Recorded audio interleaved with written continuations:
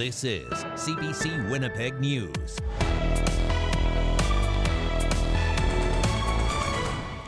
Good evening. Thank you for joining us.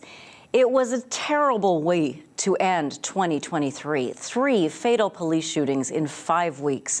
That has reignited the debate around whether Winnipeg police should wear body cameras. Other jurisdictions across the country have been using them for years. And while some say city police forces see benefits from the cameras, one professor says the public has to help set the rules. CBC's Brittany Greenslade explains. No one invited these guys into our house. They walked in. Glad you guys have chest cameras. This arrest by Calgary police was captured on a cell phone, but also recorded by body cameras worn by officers. It's what's been happening in that city since 2019. The program itself, I think, has been successful because it provides a number of benefits for both our members, our investigations, and our partner agencies. More than 1,300 Calgary police officers now wear the cameras, with the tactical unit recently getting outfitted. A 2020 report there showed the number of use of force incidents declined by 11% once cameras were implemented. We see a demonstration of that in that some of the subjects we deal with will actually alter their behavior in order once they've been made aware that they're actually being recorded. So they are more compliant. Staff Sergeant Mark Ermentrout says it's also increased the number of guilty pleas by suspects in court. More police forces are interested in adopting the program, both to help with investigations and public trust. According to Statistics Canada, in Manitoba, confidence in police is the lowest in the country, even more so among Indigenous and racialized people. And this is a measure of transparency and accountability. However, sociology professor Christopher Schneider says body-worn cameras may not provide either, and studies into their efficacy are inconclusive. He says footage is rarely released publicly, and when it is, it's edited, and officers have the ability to turn their cameras off. This, in my view, should be a fireable offense if a police officer intentionally switches off their camera and engages in some kind of misconduct or police brutality. And in a lot of jurisdictions, this sort of penalty doesn't exist. Schneider says if Winnipeg plans to move forward with cameras, the public needs to help create the usage policy. And importantly, to define what they mean by accountability, what they mean by transparency, not what the police are saying or assuming, or politicians are saying or assuming, because the body-worn cameras are to the benefit, or should be, to the benefit of the public. Not just the justice system. Brittany Greenslade, CBC News, Winnipeg. This debate over body cameras for police comes after the death of 19-year-old Afolabi Stephen Opasso, an international student who was killed by officers on Sunday. Friends say they called 911 looking for help calming Opasso down. The CBC's Rosanna Hempel brings us more on how he's being remembered. Afolabi Stephen Opasso is being remembered as a happy teen who was there for the people in his life. Childhood friend Clinton Ojayi says he last saw Opasso in Ondo State in Nigeria, where they grew up. We used to play together. We used to play soccer and everything, and he used to dance too. He's like a great kid. Opasso arrived in Winnipeg about a year ago, where he studied economics at the University of Manitoba. One of his friends here says they called him Ziggy, and he loved dancing and music. He was friends with a lot of the artists here, a lot of the Afrobeat artists, and a lot of the hip-hop artists here. And he really had a passion for dancing, so he would even come up with my friends during their performances on stage to showcase his dancing. Manitoba's police watchdog says officers were answering a well-being call at an apartment block on University Crescent when Opasso was shot after confronting them with a weapon. Both his friends say they didn't know about his mental health struggles. Last year, it was feeling good. Like, he's always been happy. Opasso's family lawyer told CBC News that Opasso experienced a mental health episode the day he died. He'd also gone to the hospital for a different episode last July. We have spiritual care services on campus. Counseling services are available to students during school terms, along with 24/7 mental health supports offered remotely through the Students' Union healthcare plan. It's not clear if El Paso accessed any. David Ness with the University of Manitoba says he knows the services don't reach everyone. Such a horrific event to experience. We want to make sure that students are aware of services and know that they can access them. And that's an ongoing challenge because every year we have new students here. Ness says international students are overrepresented in their clientele at the Student Counseling Center. Meanwhile, the university says it'll lower its flag in El Paso's honor once classes resume next week. I think everyone is still trying to comprehend and wrap their heads around the unfortunate circumstance. We've all been in touch with each other. We've all been trying to support each other through what happened. The main concern right now is getting justice for him and his family. Coming to terms with a death his friends say he didn't deserve. Rosanna Hempel, CBC News, Winnipeg. The death of a patient who waited 33 hours at the Grace Hospital emergency has been ruled a critical incident. The patient died November 18th after waiting in a hallway for more than a day. The WRHA says a critical incident is when a patient suffers serious or unintended harm while using Manitoba's healthcare services. It says a comprehensive review is underway, but will release no further information due to patient confidentiality. Members of a Winnipeg-based search and rescue team jumped into action literally last week following a plane crash in the Northwest Territories. A twin otter carrying 2 crew members and 8 passengers went down northeast of Yellowknife. Everyone on board survived, but they were stranded in a remote and exposed area on a stormy winter night. As CBC's Josh Crabb reports, saving them was a risky mission. On a cold, dark, and stormy night 300 kilometers northeast of Yellowknife, a rescue crew on a Hercules aircraft used flares to light up the ground around the site of a plane crash, which all 10 on board survived. Yeah, that's the parachute we use. Search and rescue technician Sergeant Vincent C. Benoit parachuted in with 45 kilograms of gear, one of 3 people who made the jump at an altitude of 2,000 feet to help 2 crew and 8 passengers stranded in a remote area. There's many times in training where I elected not to jump because the risk wasn't worth it. In this case, you have 10 people on the ground that require assistance. Our level of risk acceptance is a bit higher for sure. An Air Tindy Twin Otter crashed on the afternoon of December 27th, southeast of the Diavik Diamond Mine. 435 Squadron Aircraft Commander Captain Jason Shaw got the call for help at 17 Wing in Winnipeg and got his team ready. We had some initial information on the condition of the passengers on board the aircraft, enough to make some decisions based off that. We had the location. Captain Shaw and Sergeant Benoit were part of a crew of 8 aboard a Hercules aircraft like this one. It took them 3.5 hours to get from Winnipeg to the crash site, where they encountered challenging weather conditions. The visibility was a bit challenging for sure. The wind was challenging, but it was like any other normal jump. The 3 search and rescue technicians dropped in right at the crash site. 4 workers from the nearby mine also showed up on snowmobiles to help with the rescue. 6 passengers from the downed plane were keeping warm in a survival shelter. 4 others were still on board the aircraft. 2 couldn't move and needed help getting out. I think they're all relieved to see us coming. The same way I was relieved to see the miners coming to help us. And I think the morale was quite good throughout the night, even though they were in a dire situation. Crews set up these ice fishing tents with camp stoves for heat, among the gear that was dropped from the Hercules to make a camp for the night. They provided passengers food, medical treatment, and reassurance. First thing I told him is, you're not out of the woods yet, and there's help, there's extraction coming, but it won't be until the mornings. The crash victims and rescuers were brought by helicopter to the mine before being flown to Yellowknife. Both Shaw and C. Benoit have responded to plane crashes before, but neither has been involved in saving as many victims until this mission. Josh Crabb, CBC News, Winnipeg. An online database showing if a teacher has faced disciplinary action is coming to Manitoba. The NDP government is moving forward with an initiative of the former PC administration. As the CBC's Ian Fraze reports, a child protection group applauds the move. Looking up if a teacher has done wrong.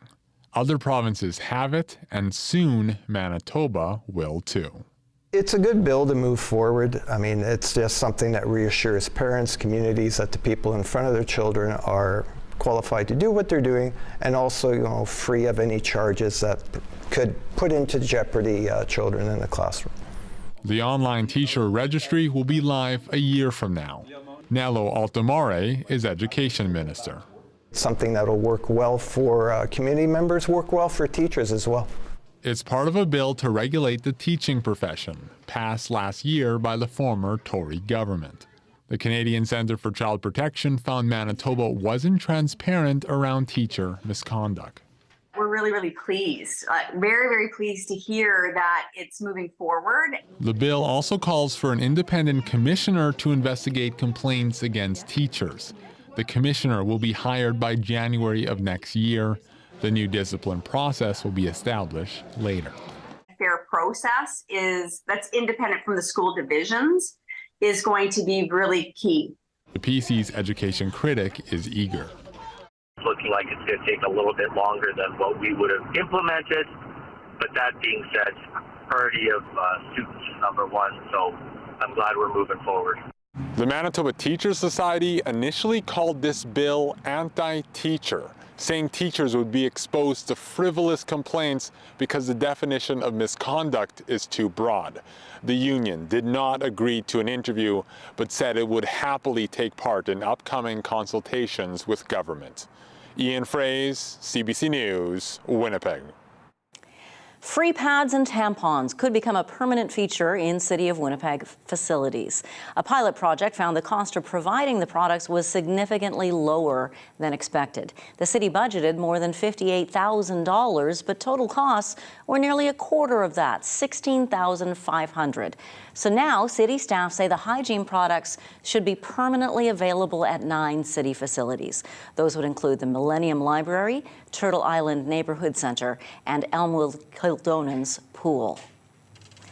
A 62-year-old man is the City of Winnipeg's first homicide victim of 2024. Winnipeg police were called to the 800 block of Furby Street around 7:30 yesterday morning for a report of a seriously injured man who was lying outside. He was taken to hospital in critical condition where he died. He has been identified as Daniel Jawbone. A short time later, police arrested a suspect, 59-year-old Darren Hannanen, in a suite in an apartment building in that same block on Furby. Police say Jawbone had been assaulted during a fight in the accused's suite. Hannanen is now charged with second-degree murder. The opening of the Nestawaya River Trail at the Forks could be pushed back even further this season thanks to a storm south of the border. The province has issued a warning about rising water levels on the Red River. Recently, in the United States, sections of the South Basin of the Red River received 80 millimeters of rain. That water is now working its way north. The Red River at Emerson has risen by 1.5 meters, or 5 feet, and has peaked. Zach Peters with the Fork says they are keeping an eye on the river to see what kind of an influx of water will happen and what it will do to the ice. Peters says crews are working on the ice surface to prepare the river trail, but it's still not safe for the public. He says when it is safe, the trail will be opened in stages. Now, in the meantime, the overland walking and skating trails at the Forks are open for you to get out and use. Snowmobilers, though, and skiers will tell you they're not really enjoying this winter yet. They're hoping for snow and weather to keep that snow frozen. But the balmy temperatures are actually helping some cattle producers on the prairies save big money. Jason Warwick explains. Garrett Pullitz says his cattle are happy, and so is he. We've been enjoying the warm weather, though. It's been very good. This is not a typical January day in central Saskatchewan. Much of the province experienced record high temperatures throughout December, with many daytime highs above the freezing mark. For Pullets and the province's 12,000 other producers, they're saving thousands of dollars a day on feed, heating, and other costs.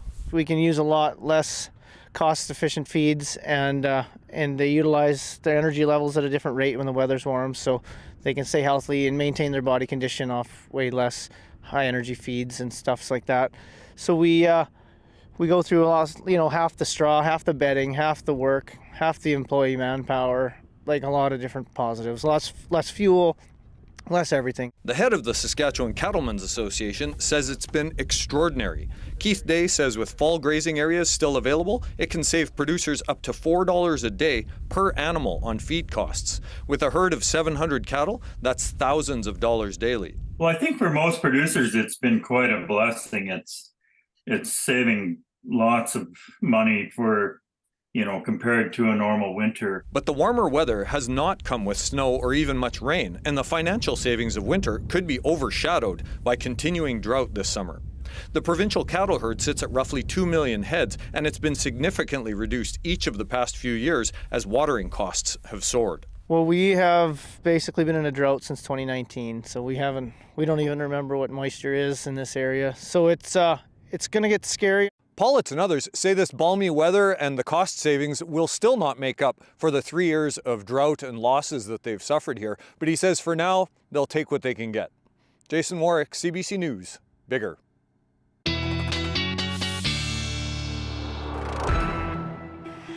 Meteorologist John Sauter joins us now for his third last official professional forecast. On television. I say official because I keep hoping he'll come back for more. Well, you never know. Right now, we have a freezing drizzle advisory in effect. Yeah, it's been in effect all day. And hearing from Dylan Longhurst on radio this afternoon on CBC Radio 1, and he was hearing from people outside the city that said highways were getting pretty slick out there. Here's the warning area for you, anywhere shaded in white. So the Interlake, about Portage La Prairie, and all the way back into the Ontario area, northwestern Ontario, all of this area you see here has the freezing drizzle advisory in effect. And I do think this will end, but probably not until later on this evening. We'll have a look at the radar, and on radar, we're not seeing much around Winnipeg here, although I do think that freezing drizzle is really hard for the radar to see. What you're seeing out in the western sections of the province, around Brandon and down through Killarney, that is snow that continues to happen. This is part of that system I talked about that'll move across Manitoba from west to east and on into Ontario overnight and tomorrow, and we have a leading edge of snow mixed with freezing drizzle moving up through areas like Fort Frances and International Falls. But yeah, it is going to be an interesting night because we're going to see the roads icing up and then snow on top of that. Right now, we've got a temperature of -5. Your dew point temperature is at -5 as well. How do I know that? Because the relative humidity is at 100%. Conditions at the airport are showing some of that freezing drizzle falling, and our pressure has also been falling through the day. On Futurecast, it looks like this. The system just gently moves through overnight tonight. By midnight tonight, we're well involved in the snow, according to this forecast model. And then by the time we get into the morning, we're seeing a few breaks in the cloud in the west. We're still cloudy, and I think still some light snow in the morning. So around 5 centimeters overnight, and then another 1 to 2 tomorrow. Things will brighten up a little bit late Saturday and into early Sunday, but then there's another system brewing to the west that'll bring at least flurries on Sunday night into Monday and more light snow on Monday, but not the accumulation we're going to see tonight. If I take this forward up to 6 a.m., it has 4 centimeters. Oh, now 5 for the Winnipeg area. The new model run keeps changing, but not by much, and that's what gives me a little bit of forecast confidence here. And then we roll this out to about 2 p.m., and we're seeing higher amounts out around Kenora and Dryden, and we stop at about 5 in Winnipeg. So let's say about 5 or 6 centimeters in the Winnipeg area. 5 of that tonight until early morning, and then another 1 to 2 with temperatures pretty steady right through the day tomorrow. Windiest in the morning. Saturday afternoon, winds are northwest 15 to 20, and we're steady at -8, and I think by that time the snow has stopped, and we're just under cloudy skies. Much, much cooler for Sunday and Monday with the Monday light snow, and then we get a bit of a break on Tuesday, but what's coming after Tuesday gets really interesting, Janet. Looks like more snow and more very cold weather that we haven't felt since last winter. So you'll just have to stay and tell us all about it next week. Can I call you? Can I call you next week? Sure. Come on over, I'll give you a personal forecast. Riley Lachuk has it covered for us. We'll be fine. Thank you very much, John. You bet. You know, I joke, but over the years, John has done so much to help us. He has volunteered, for example, countless hours to talk with grade 5 students as they study weather in science class. One day, he pulled out his cell phone and asked some of the kids what they'd learned.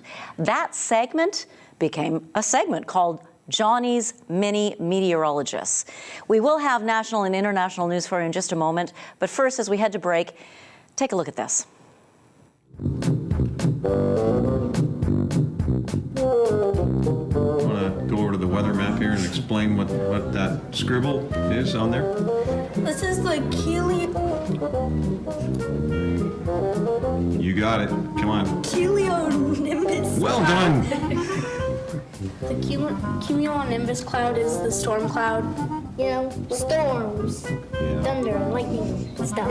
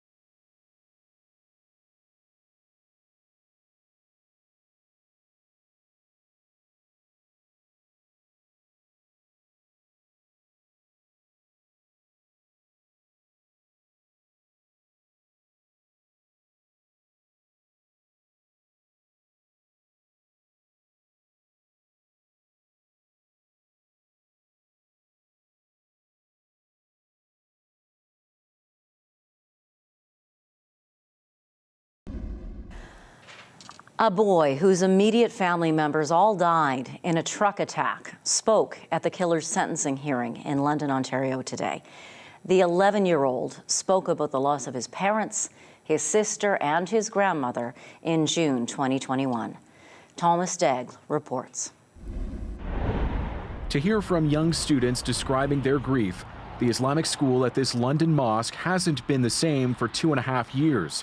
Ever since the school lost a student, Yumna, killed alongside her parents and grandmother, run down by an avowed white nationalist in his pickup truck.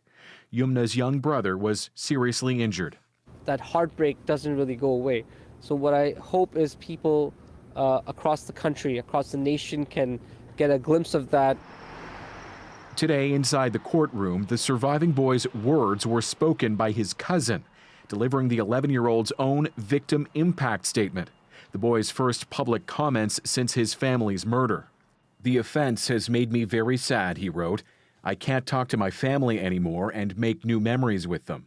The offense caused me to break one of my legs and fracture my collarbone."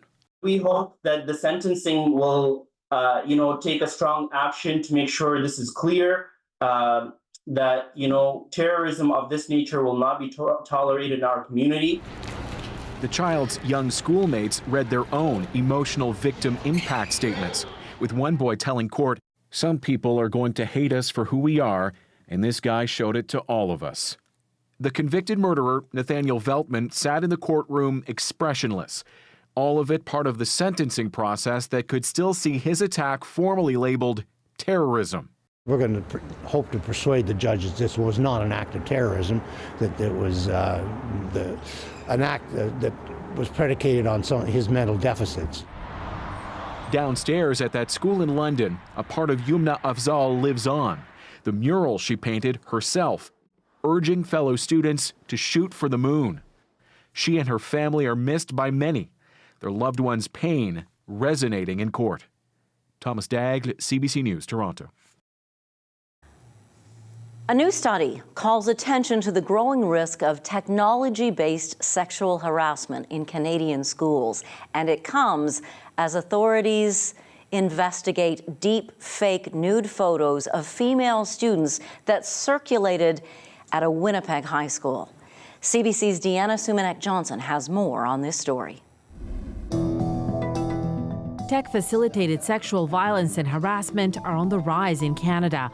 It can be coercion, for example, to send nude images. It can be what we call cyber flashing, like getting sent unwanted sexualized images. Things like having your intimate images shared without your consent. Still, according to a new report, it's rarely addressed in schools, even when teachers talk about cyberbullying. Very few provinces and territories are actually talking about online forms of sexual violence. Another problem, across Canada, the curriculum isn't keeping up with social media and other technologies that define teens' lives. The newest culprit, use of AI to doctor images of teens and use them for embarrassment or sextortion, something that happened at a Winnipeg school just a few weeks ago. It just caught like rapid fire. Everyone was talking about it. This 15-year-old in New Jersey was informed her photos were AI manipulated to appear like pornography on Snapchat. The boy who is believed to have done it got a short suspension. Now the girl is speaking out alongside her mother. She wants to tell her story publicly to push for change. And I was walking through the hallways, and I see also these group of girls crying about the situation, and then I see these group of guys laughing at them. And so that's then I stopped being sad, and that's when I got really mad. And my daughter asked me, she said, "Mom, I don't want to sit and pretend that nothing has happened and let them believe that everything is okay, because it's not. I would like to self-advocate." This sexual health expert who gives talks in schools says there's one thing school boards can do immediately. A lot of teachers are given very little support, very little training on this topic. Something teachers tell her all the time. I don't know what's age appropriate. They're really worried about how much information do I give a grade 8 student versus a grade 10 student. Experts say it's also important for educators and parents alike to stay up to date on what technology teens are using, supporting them as they navigate the online world. Deanna Sumanek-Johnson, CBC News, Toronto. A federal court has barred a Chinese national from studying in Canada because of concerns his government could recruit him to spy. As Catherine Tunney tells us, this could mark a change in the way Canadian officials handle espionage threats. A newly released court case suggests Canada is clamping down on potential espionage at universities. Chinese engineering student Yue Kangli was denied a study permit to research microfluidics at the University of Waterloo after a Canadian visa officer worried he might spy for Beijing. Federal Court Justice Paul Crampton agreed. He found no evidence Li was a spy, but argued there are reasonable grounds to believe that Mr. Li may be recruited or coerced by the People's Republic of China to engage in espionage activities.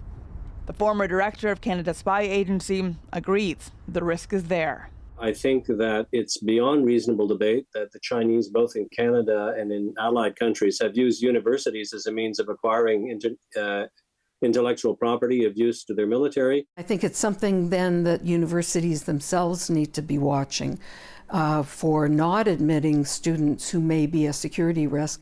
This China researcher says she expects more refusals going forward. We don't want to be attracting the military scientists to work in Canada, partnering with government-funded programs to learn our innovations and use them for their own military applications.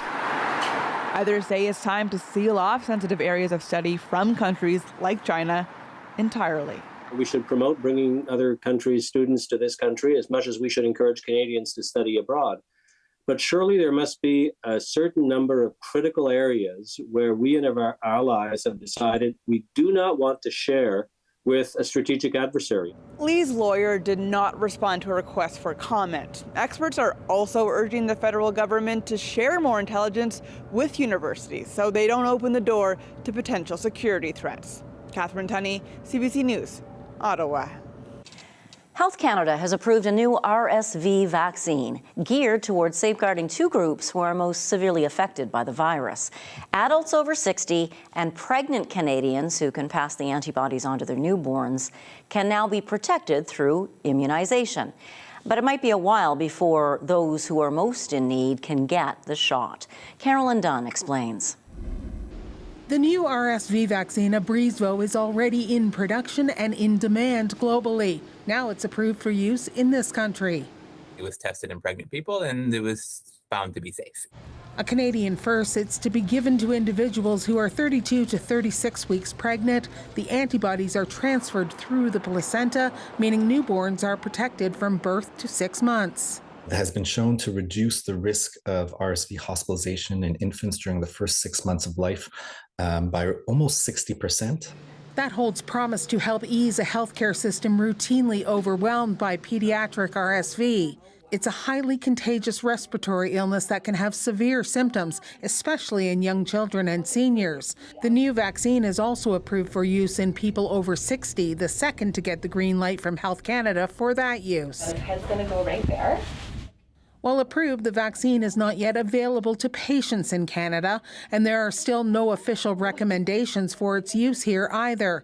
Pfizer says it's committed to bringing a supply to Canada as quickly as possible, but that means negotiating those recommendations with a federal agency and with the provinces about whether there will be a cost to patients. All said, it won't likely be available until at least next fall. If you want to reduce its burden, you need to have widespread vaccination at the population level anyway. And so that's an ongoing conversation that we'll need to have with the public. Its success, say doctors, will depend on uptake. Carolyn Dunn, CBC News, Calgary. Space tourism may be cutting edge, it may be cool, but forget tourism. Some people are making space their final destination. We'll explain when we come back.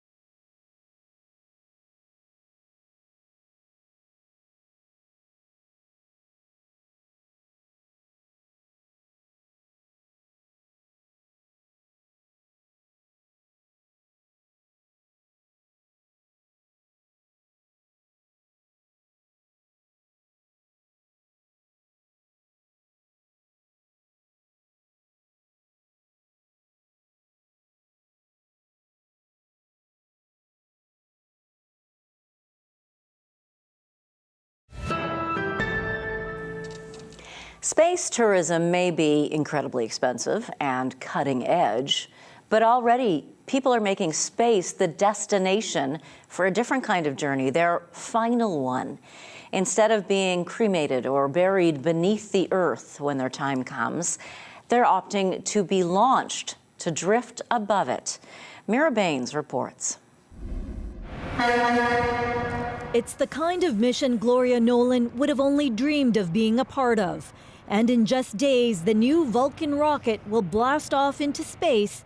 On board, her ashes. She also had a set of... Her son Rod says the concept may seem like an out-of-the-world idea, but she was unique. She believed so firmly in reincarnation that she didn't think that this was the end, this was just a transition. Her family decided sending her ashes to space would be a fitting tribute. To boldly go where no man has gone before. Nolan, a mother of 8, was a Trekkie, a huge fan of the television series Star Trek. Some conventions occurred in Vancouver, and I ended up taking my mom and my sons. Her ashes will be among 250 capsules of human remains, DNA samples, and other memorials. Already, the company has sent the remains of 2,000 people to space over the last 2 decades. The science fiction lovers and adventurers are really looking at memorial space flights as a way to memorialize themselves or loved one. The remains of Star Trek's creator Gene Roddenberry and 3 actors from the original show, Nichelle Nichols, DeForest Kelley, and Canadian James Doohan, will also be on board. For her to know that she was traveling into space with the representation of these people, I think would have thrilled her no end. The cost? More than $12,000 US. Still, this space expert says while it's a personal choice, there can be wider repercussions. Then that starts to become a serious concern about polluting the orbital environment for other type of operations, as well as just dumping rocket exhaust into the upper atmosphere. Gloria Nolan's family will be watching when her ashes are expected to embark on a journey to the final frontier from Cape Canaveral, Florida next week. Mira Baines, CBC News, Vancouver.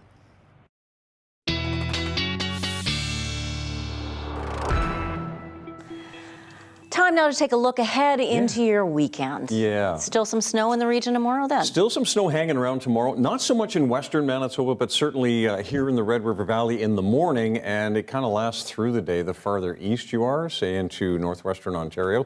Here's a look at the temperatures first, and we'll get into the forecast in a second. -5 in Winnipeg, and our temperature's fallen just a little bit. We were at -4 earlier. Never really saw too much in the way of wind today.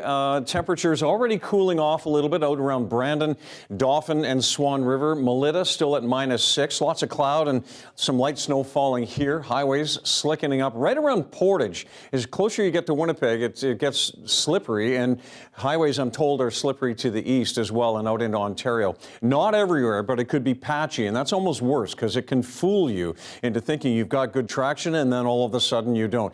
Look at these numbers across the north. Gillam right now at -29. We look at forecast conditions in a second, but we're looking at -30s again across much of northern Manitoba. Here's a look at northwestern Ontario for tonight. The system will eventually work its way into northwestern Ontario with a mix of the freezing drizzle and the snow will add up to about 5 centimeters, much like here in southeastern Manitoba and the southwest, really. That's what I'm expecting for amounts as we head through the night tonight into early tomorrow morning. Brandon, 5 centimeters should be on the ground, already some of that on the ground. Temperatures really dropping off, though, -18 Dauphin, -19 in Swan River. And then the temperatures across the north, not quite as cold as last night, so really no -30s, but a risk of frostbite up around Churchill. Gillam, we see light snow in many other areas, 5 to 10 centimeters around the Paw.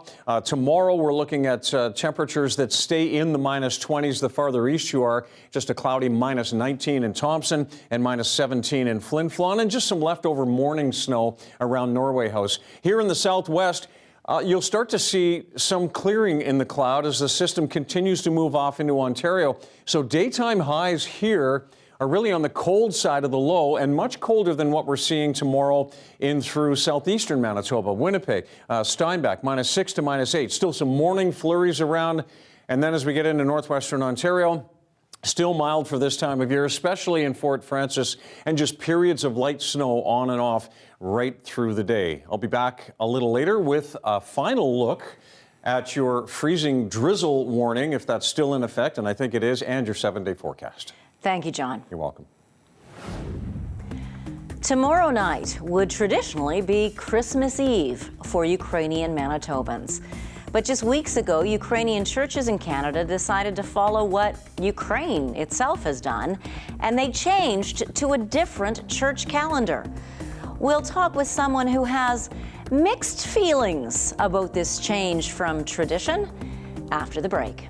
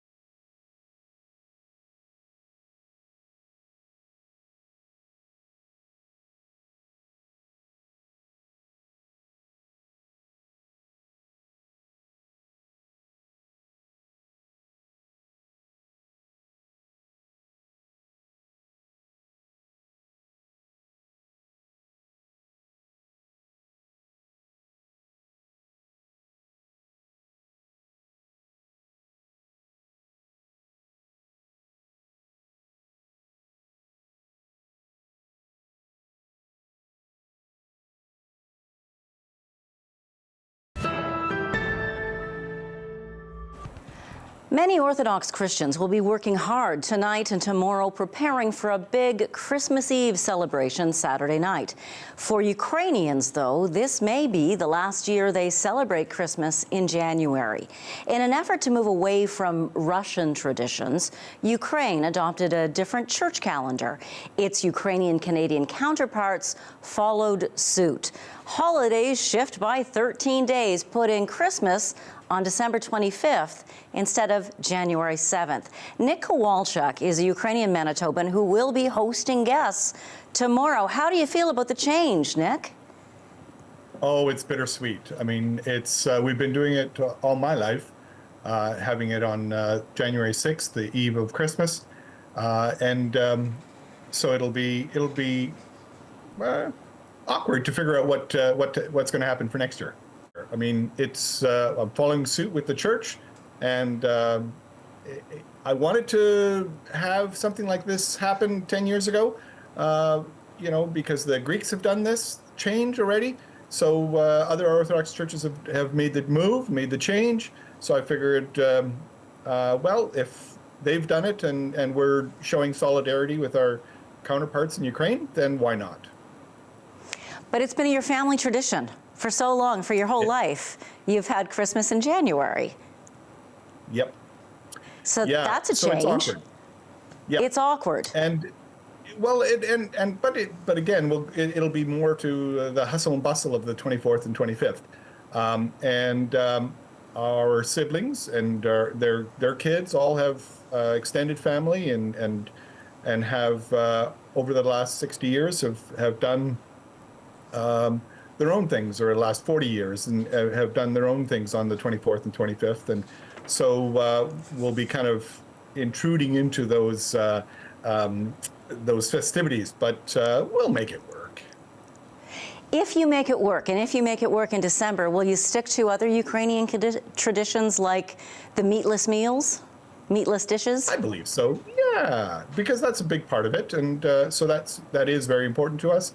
And so I think that'll be part of that celebration. What have you heard from other Ukrainian friends? I think much the same, that they're not sure how it's going to play out and how it's going to affect. I think that, again, we want to keep the uniqueness of our culture, and part of that is with the food and the celebration, and so whether or not we can continue to find that uniqueness, then that's what we'll strive for. But it's still unknown. Is it going to be just a family decision? Well, the church has moved, and so it'll be the celebration will be on the 24th and or the 25th. In terms of church, but what we do as a family, every given family will do something different, and you'll choose to do a celebration or gathering whenever you choose to do it. And if it happens to be January 6th, then so be it. You can choose to. Every family can choose to do that, right? Nick Kowalchuk, whatever your family decides to do, I hope you have a wonderful gathering tomorrow. Oh, thank you. We will. This is awesome. I am so excited, and I just can't wait to get in the sky. He is excited to take off. After 39 years of broadcasting, the man Winnipeggers first knew on radio as Captain John retires tonight. His officially final forecast, and a look back at some career highlights after the break.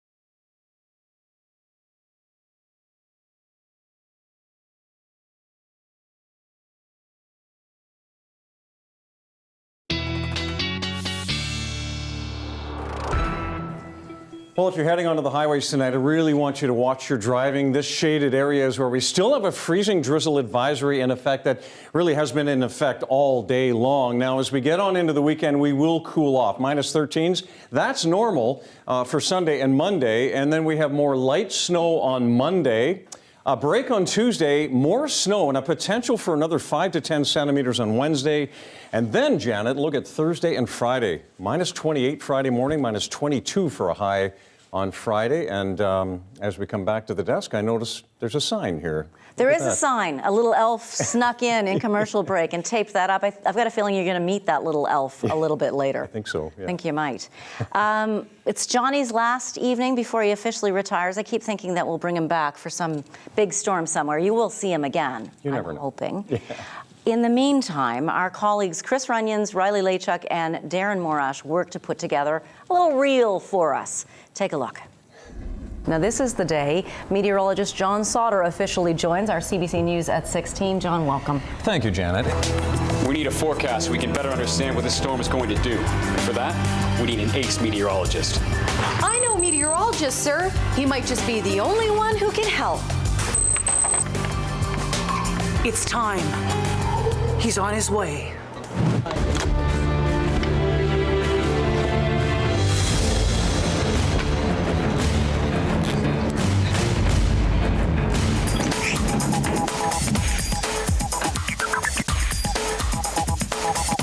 Captain John has a special guest working on the It's a Living piece for CBC, Peter Jordan. First thing we have to do is check the airplane. It's called the walk around. One more important thing that we have to, and that's, I gotta give you one of these just in case, you know? Oh, great. Sick bag.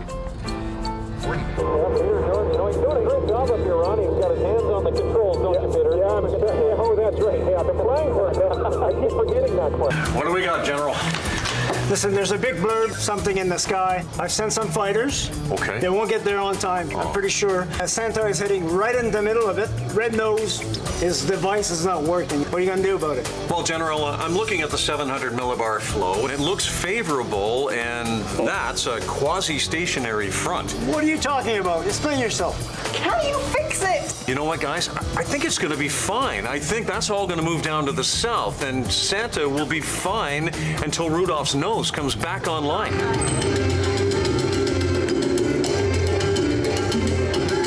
This is Captain John from Midway Chrysler, and we got a deal for you.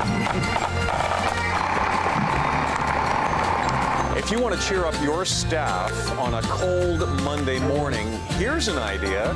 Bring puppies from the Humane Society. Hey, little fella, how you doing? This has been a pretty special Monday here at the CBC, and productivity in the newsroom went way down for a couple of hours. Now the top 10 list of weather events for 2019 is out. I'm wondering, was it hard to put that together this year, or did you have a whole lot of weather events to choose from? This is exactly what flood forecasters did not want to see.